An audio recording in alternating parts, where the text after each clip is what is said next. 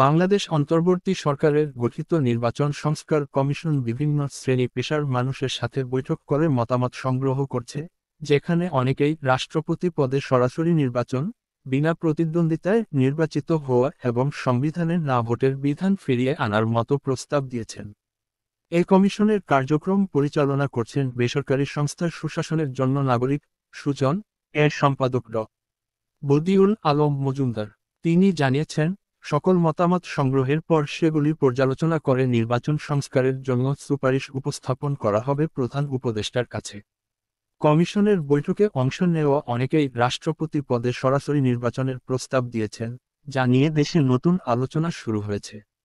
এ বিষয়ে বদিউল আলম মজুমদার বিবিসি বাংলাকে বলেছেন, আমরা এখন সকলের মতামত নিচ্ছি, যাতে আমাদের রিপোর্টে জনগণের আকাঙ্ক্ষা প্রতিফলিত হয় এবং তা দেশের নির্বাচনী ব্যবস্থার উন্নয়নে সহায়ক হয়। বাংলাদেশের বর্তমান সংবিধান অনুযায়ী রাষ্ট্রপতি নির্বাচন হয় সংসদ সদস্যদের ভোটে। তবে এক সময়ে সরাসরি ভোটের রাষ্ট্রপতি নির্বাচনের বিধান ছিল, যা ১৯৯১ সালে সংসদীয় ব্যবস্থায় ফিরে যাওয়ার পর বাতিল করা হয়। বিশ্লেষকরা বলছেন, সংসদীয় ব্যবস্থায় সরাসরি রাষ্ট্রপতি নির্বাচন সম্ভব নয় এবং এটি বাংলাদেশের জন্য প্রয়োজনীয় নয়।